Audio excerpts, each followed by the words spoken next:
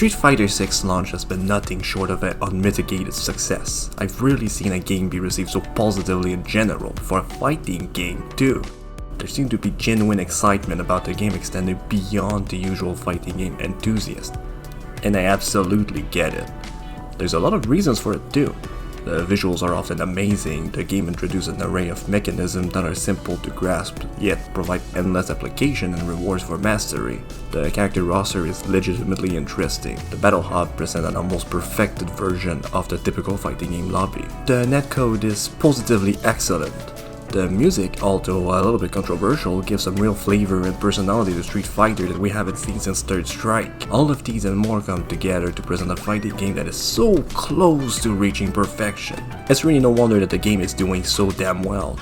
However, I firmly believe that Street Fighter 6 success doesn't come only from how amazing of a fighting game it is.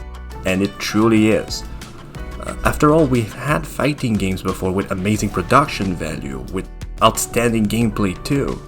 Now, I think there's two reasons that explain why the game is being so successful, and both of them break the mold of how fighting games have been developed in the last decade or so. First, Street Fighter 6 feels like a game that tries to be a fun game first rather than only caring about the competitive scene. Second, this is the first fighting game in ages that actually care about single player content instead of just assuming you'll play online. The result shows, because Street Fighter 6 is a game that can be enjoyed by anyone that likes fighting games regardless of skill levels, and I don't think this is something that holds true for most modern fighting games. I think it's pretty obvious that's all thanks to the meaningful single player content Capcom added to the game. The arcade mode, which believe me you can't take for granted these days, is delightful, allowing the player to choose between 5 matches or 12 matches. You can also toggle on and off the bonus stages and the story element.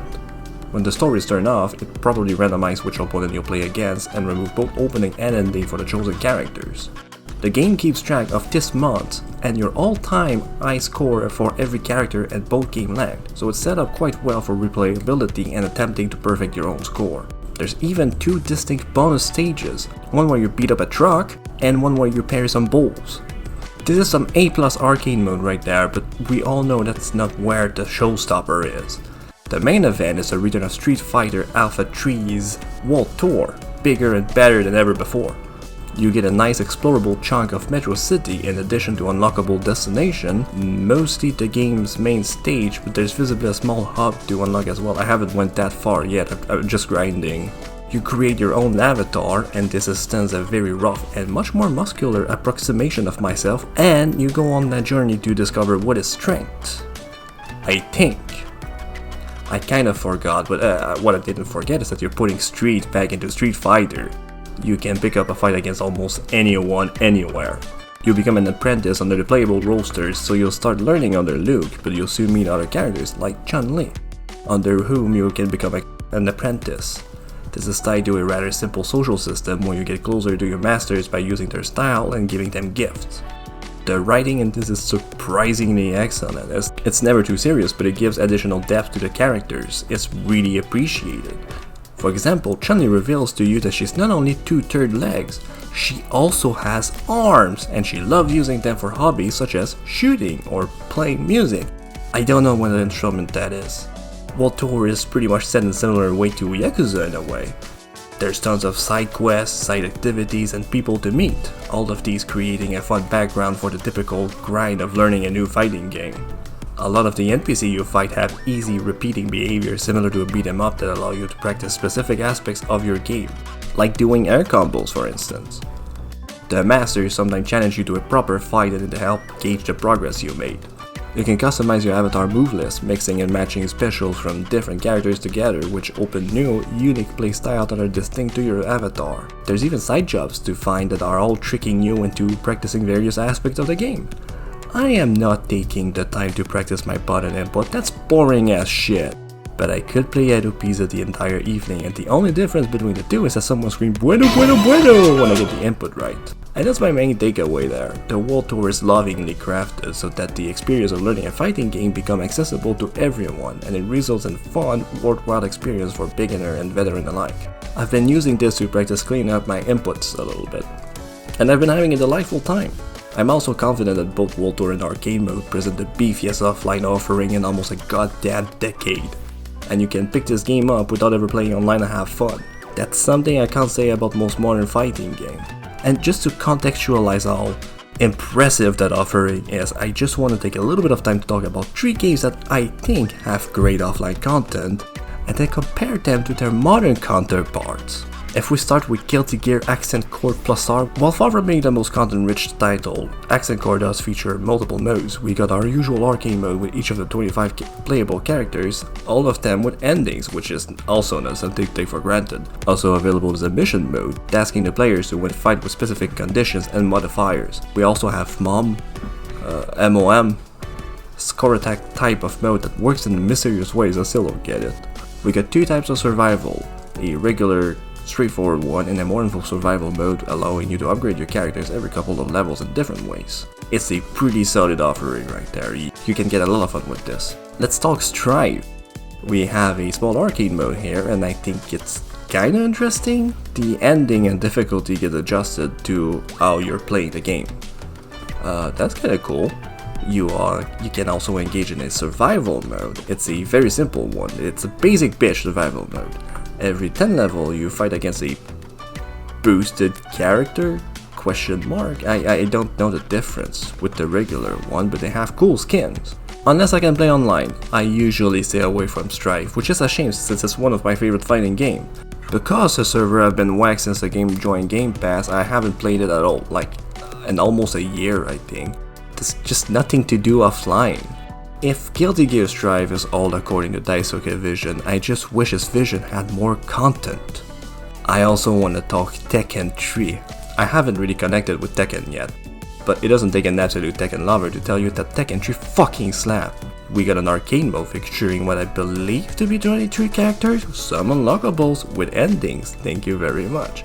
Typical survival mode joined by a time attack, beating a ladder as fast as possible for the uninitiated. Then we got Tekken Ball, which is volleyball, but in Tekken. And finally Tekken Force, a classic belt scroller style beat 'em up where you can fight groups of enemies with your best combo. Think Final Fight or like Street of Rage. Amazing offering right there. If you bought Tekken 3 back in the days, you certainly got a lot of things to beat up. When we compare it to Tekken 7, there's an arcade mode, but no ending. Only a thank you for playing splash screen, which is so damn sad. Then otherwise there's a treasure mode. It's an endless streak of battles in which you can earn cosmetics and money for cosmetics with every victory. There's an occasional modifier, but that's it. You could say that with Tekken 7 they've taken away all of the content. And finally, let's take a look at Blaze Blue. Taking the Switch Special Edition of Central Fiction, this is fantastic, there's no doubt about it.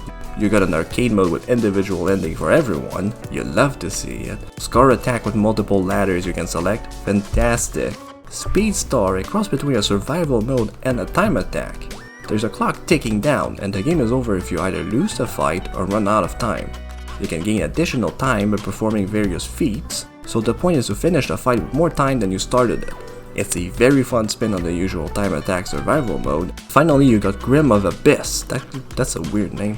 A roguelike with multiple ladders to clear, upgrades to make your character stronger, and items that you can buy in a shop. Fantastic stuff and offer offline players tons of way to engage with the game. I don't have much to describe for the last Buru game. Cross-tag battle got survival mode. That's it, you just got a survival mode. It's also a basic bitch one. You don't even have a special thing every 10 fights. It's just successive fights until you fight until you don't fight anymore. It's such a disappointing amount of content. You get more content out of a brand new notebook. The trigger for the content purge in a fighting game is pretty much the same one for the content purge in racing game. Online play became the de facto way of playing fighting games, so there's no attention given to offline content at all. It's true that a lot of players will tell you that the only way to enjoy those games is by playing against other players. But I do find this perspective, one that I'll admit I used to have, extremely short-sighted. Most fighting games don't have an active community for very long, and most games end up with a very small community. This has 2 notable consequences. First, it means finding other players is time consuming and often impossible, and second, that small community absolutely kicked the shit out of everyone. Once the players are gone, the only thing you can do is play the offline modes. I actually really enjoy cross-tag battle for the atrocity that it is, but I stopped playing it because the Switch community just faded away, and a survival mode with nothing to unlock isn't gonna keep me playing for long, I'm not gonna lie. There's also players that just want to casually enjoy fighting games on their own term and aren't interested in getting bullied online. I'm like this to a certain degree. I play way too many games at one time, and there's only so much time I can spend playing a fighting game online. So when I buy a fighting game, it's very often to enjoy it on my own.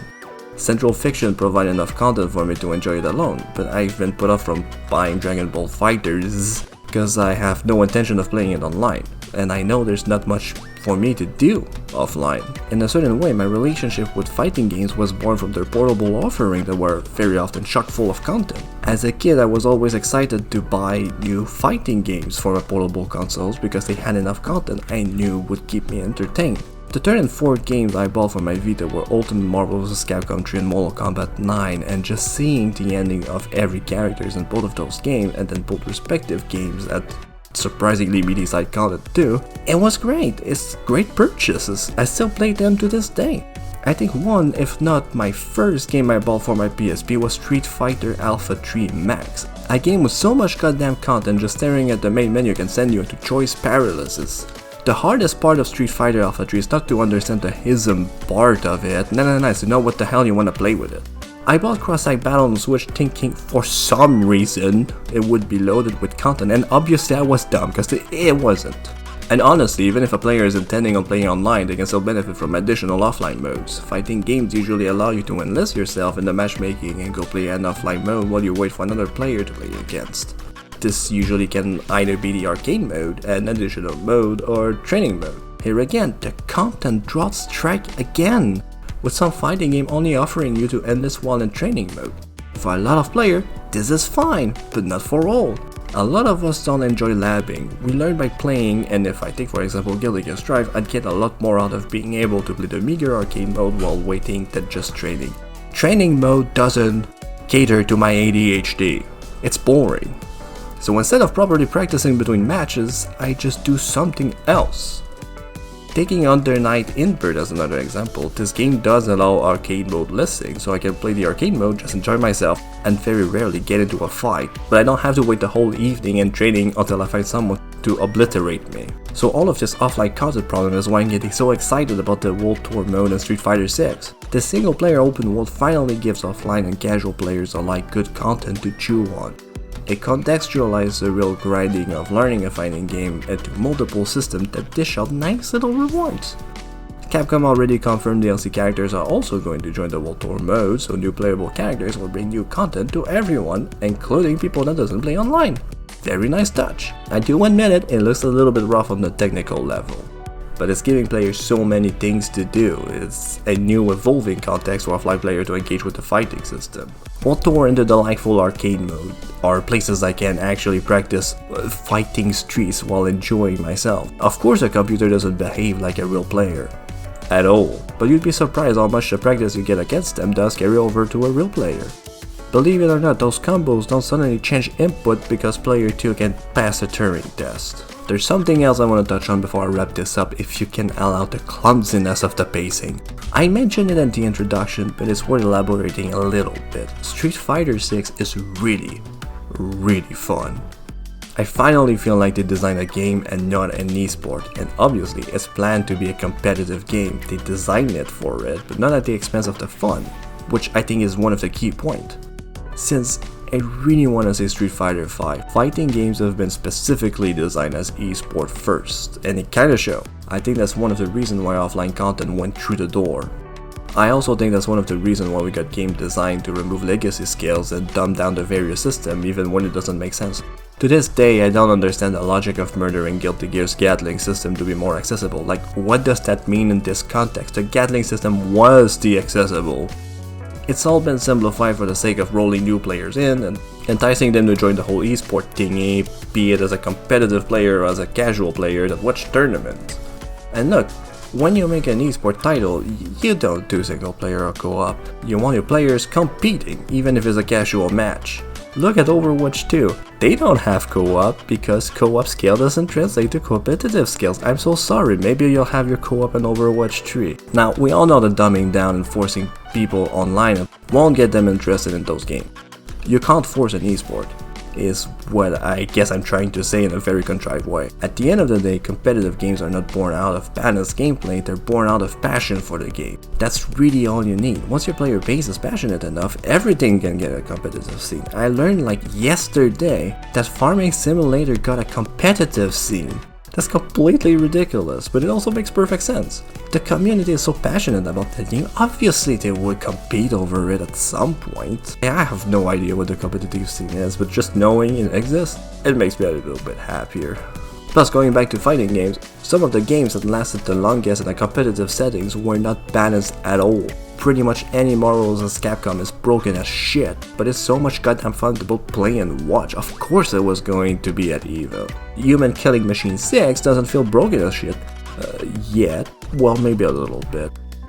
I don't know, it hasn't even been a week yet. But it hasn't removed tools to make the game simpler. It's a genuinely fun game that only gets better the more you understand it. That's what makes it so addictive. It got that whole third strike thing where it seemed designed like there's always multiple options for any given situation. Honestly, I know my rambling can be chaotic, even when they're scripted. But what I'm trying to express is that by not dumbing the system down like most modern fighting games, Street Fighter 6 achieve almost like a masterpiece status in terms of fighting game. It feels really special. I don't know if it is, but I can kind of just feel it in the air, you know? It's like a tinkle. I think we're playing something special, and I think that something special will have ripples through the entire FGC. There's another reason why the new, fun, and deep design focus of Street Fighter 6 is exciting, and that's because Street Fighter 6 is often the game that set the tone for future fighting games. A new Street Fighter is almost like a new generation of fighting game, if you will. I don't have concrete proof, but I do think Street Fighter 4 is responsible for Mortal Kombat's return to 2D fighting. I also remember early Guilty Gear Strive impression that the rework combo damage and pacing was similar to Street Fighter 5. I'm hoping that Street Fighter 6, the way the game is designed and having a lot of offline content, will translate into future releases packing a lot of content and being focused on being fun experiences. The single player doesn't need to be massive or to imitate Yakuza. It can be anything. I heard Soul Calibur 3 has a real-time strategy game, and that's fucking dope. I also heard it's pretty bad, but it's still dope. I want to see that. I want to see more like this. It doesn't need to be massive or the best thing of its category. World Tour doesn't beat Yakuza as its own game, believe it or not. It just needs to be something fun. That's really all there is to it. I'm hoping we can finally see fighting games return to experimentation with offline content to provide just fun stuff in general. Give me stupid mashup of fighting game with other genre. I want a mix between Cooking Mama and Tekken, I think is what I'm saying. I guess we're gonna have to wait and see if that's something that's gonna catch on. What do you all think about this? Are you enjoying World Tour? Is there a fighting game that you think has very good single player? I genuinely would love to know that because I'm picking up recommendations on what to play next. So if you wouldn't mind leaving a comment for a fighting game you really think has good content, just leave it down in the comment pretty please. I hope you enjoy it. I know it's a little bit chaotic, it's always like this.